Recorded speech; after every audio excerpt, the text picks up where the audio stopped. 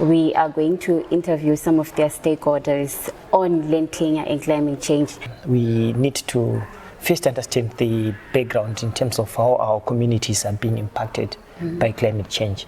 So as you are aware, as a country, Zimbabwe is facing an increased number of drought-related cases and situations.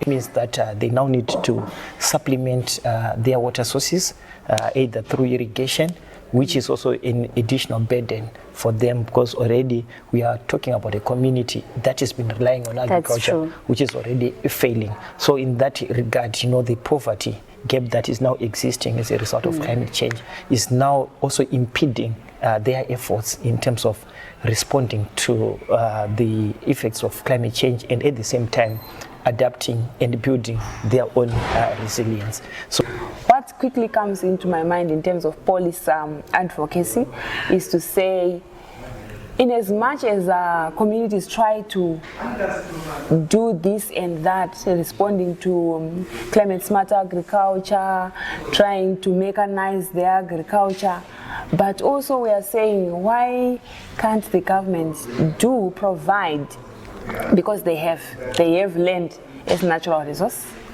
they have water bodies as a natural resource, and they are the custodians of that. When I say government, I mean the ministries, the departments that are related in those lines. Why can't they provide farms that are specifically for producing food for the nation? They keep reserves of food for future. Instead of us going out there and start buying food from Zambia, from neighboring countries and things like and areas like that, why don't we keep our own food reserves? Or if there is a land dispute, we encourage people to go to the chief, because the chiefs, we have already engaged with them, the Sabukus, we have already engaged with them, and also when it comes to a deeper challenge, then we might take the law.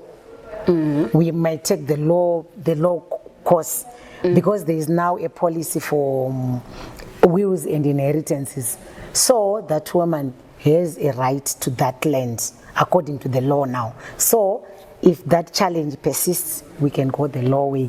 Then the chiefs will intervene and the woman will get some land to plow on. But it's not ownership. It's just control and use, not ownership, unfortunately. I think land, as you are aware, that there was a contestation on land itself, and quite a number of growers were a bit skeptical on the land tenure, and we as growers, we have accepted the pronouncement by the government to the effect that our land is now bankable, but we are not very clear as to how it will unlock value. Okay. That remains a gray area, which is not clearly visible. All right. But initially, the initiative in itself is something that we have been clamoring for. We are also trying to legislate for being an authority which can also trade carbon markets on behalf of the farmers, so that the farmers themselves should also benefit from the money that comes from carbon credits. Andanda kuwabvundura nasi vanhu paAspindio, takaipa pari paAspindio patakaenda tikaenda kuwabvundura nasi vauya tamboudzwa zvikanzi kune wagoni yakauya fertilizer yakauya nembeu newagoni madeko zvakatotutunduwa vanhu vari kutopiwa nasi tione mota dziri kutobuda dzakateedzana dziri 3 hapana munhu ari kupiwa.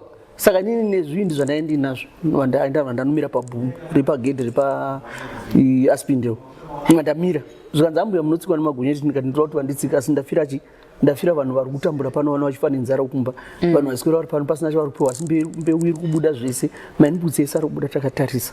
Saka inini ndamira pano kuti munditsike.